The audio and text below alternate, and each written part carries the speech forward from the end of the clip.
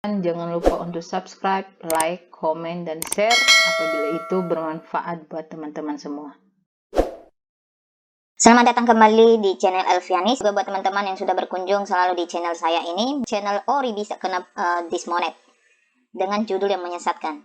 Oke, saya akan membahas satu di masuk ke bagian monetisasi saya ini. Saya tunjukkan kepada teman-teman bahwa saya juga mengalami hal yang sama dengan judul yang menyesatkan ini. Sangat membuat hati kecewa ketika menerima sebuah email dan juga melihat channel sudah tidak layak untuk dimonetisasi.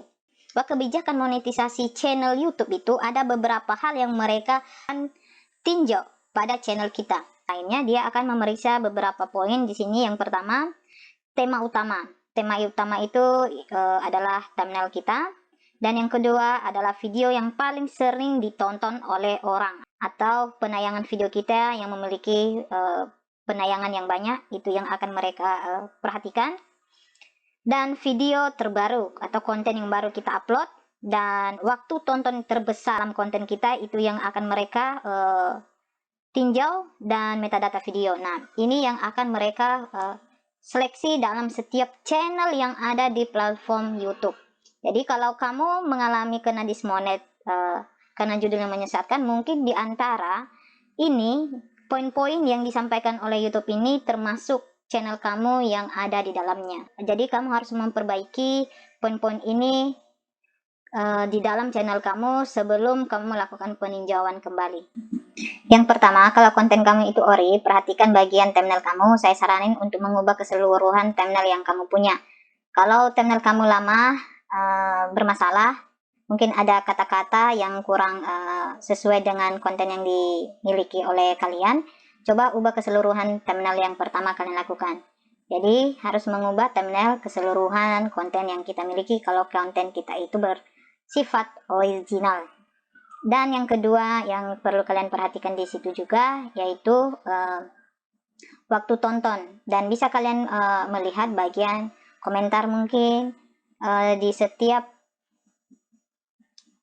konten yang kalian memiliki, waktu tontonnya itu lama, atau penayangan konten kalian itu banyak, atau view-nya kalian dapat banyak, komentar yang berupa link di sini. Jadi komentar-komentar itu bisa juga menyebabkan channel kita kena dismonet, karena channel kita kena audiens yang tidak bagus karena link-link yang ada di dalam konten yang kita punya. Apalagi konten yang kita miliki itu memiliki penayangan yang banyak, penonton yang banyak, atau view-nya. Komentar-komentar yang tidak bagus itu saya saranin buat teman-teman segera untuk melakukan penghapusan sebelum kamu mengajukan peninjauan channel kamu. Jadi itu sangat memberikan pengaruh besar di dalam peninjauan kita. Jadi alangkah baiknya kalian memeriksa bagian komentar ini supaya nanti tidak ada halangan ketika kalian melakukan peninjauan. Karena audiens ini adalah masalah yang paling mempengaruhi dalam performance channel. Hal-hal ini bisa membuat channel kita itu juga kena dismonet, karena di dalam setiap konten yang kita miliki mendapatkan audiens yang tidak bagus, mendapatkan audiens yang negatif.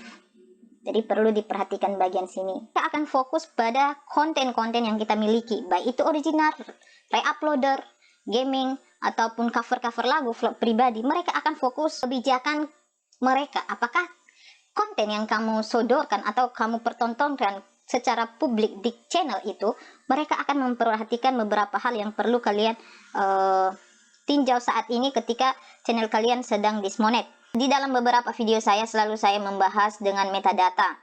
Metadata yang perlu diubah, metadata yang perlu diperbaiki, dan banyak juga teman-teman yang tidak mengerti metadata itu seperti apa yang diperbaiki di dalam metadata. Metadata itu adalah judul, thumbnail, tag, dan deskripsi. Itu adalah metadata. Kalau thumbnail kamu ini tidak sama dengan konten yang kamu miliki, itu dianggap menyesatkan. Dan sebaliknya juga, kalau judul ini tidak sesuai dengan isi konten yang kamu buat, itu juga dianggap menyesatkan. Begitu dengan deskripsi. Kalau deskripsimu tidak sesuai kalimatnya atau tidak searah dengan konten atau video yang kalian miliki, itu juga sangat dianggap menyesatkan. Karena 4 hal ini adalah elemen penting di dalam YouTube atau elemen penting di konten kamu. Jadi apabila ada salah satu dari sini kamu melakukan pelanggaran, maka YouTube itu akan menganggap itu sebuah kekeliruan atau menyesatkan. Karena kebanyakan kita sebagai YouTuber pemula, khususnya di Indonesia, asal jadi deh membuat channel kita itu dianggap keliru. Judul, thumbnail, dan deskripsi adalah merupakan elemen metadata yang sangat penting untuk menemukan video kita. Mau konten original, baik itu vlog, baik itu gaming, maupun sebuah konten reaction, perhatikan bagian judul, deskripsi, dan thumbnail kamu, dan tag. Selama kamu diberikan harapan selama 1 bulan untuk melakukan perubahan di dalam konten kamu, perhatikan di bagian ini yang saya sebutin tadi. Jangan sampai ada salah satu di antara itu kamu melakukan sebuah pelanggaran. Jadi ada yang mengatakan, Kak, bagaimana penggunaan kata kunci di dalam deskripsi? Saran saya buat kamu, selama channel kamu itu dalam peninjauan dan dalam perbaikan, 1 bulan kesempatan yang diberikan oleh YouTube ke kita memperbaiki channel itu, perbaiki channel kamu, teliti dengan baik, dan terlebih-lebih di bagian deskripsi kalian. Penggunaan kata kunci yang berlebihan di dalam deskripsi ini, kalau memang iya, jadi silakan ubah, silakan perbaiki. Alangkah baiknya selama itu dulu jangan dulu menggunakan kata kunci di dalam box deskripsi. Thumbnail kamu atau konten kamu tidak menyinggung beberapa kata kunci yang tidak sesuai dengan konten yang kamu miliki, silakan dihapus aja. Ya, di closing aja. Fokus yaitu video terbaru. Jadi contohnya kamu membuat konten baru nih. Contohnya saya, ya lagi membuat konten baru.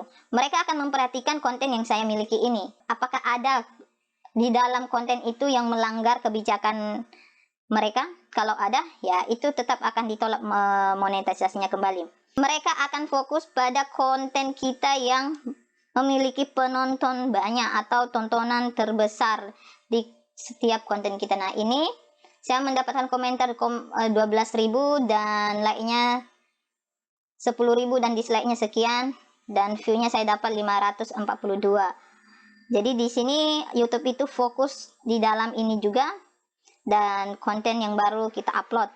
Jadi perhatikan itu. Dan kalau memang kamu menemukan sebuah kesalahan baik thumbnail dan judul, deskripsi, dan tag-nya itu, coba ubah metadatanya supaya tidak menghalangi peninjauan kamu kembali. Itulah konten yang mereka nilai dan mereka akan tinjau selama channel kita itu kena dismonet ya, atau ketika kita melakukan peninjauan kembali. Video yang paling sering ditonton dan konten yang baru kita miliki, dan waktu tonton terbesar, waktunya yang banyak. Kalau saya waktu yang banyak ditonton itu tetap yang ini juga, 3 menitan orang menonton ya. Kalian bisa melihat bagian sini nih. Ini durasi rata-rata yang ditonton oleh orang. Jadi diperhatikan bagian sini. Jadi itu yang akan mereka analisa ya, yang mereka akan tinjau. 4 hal ini yang akan mereka periksa ketika kita melakukan pengajuan kembali. Ya, semoga ini bermanfaat dan salam sukses buat kalian semua. Sehat-sehat selalu, dimudahkan rezekinya. Oke, salam sukses.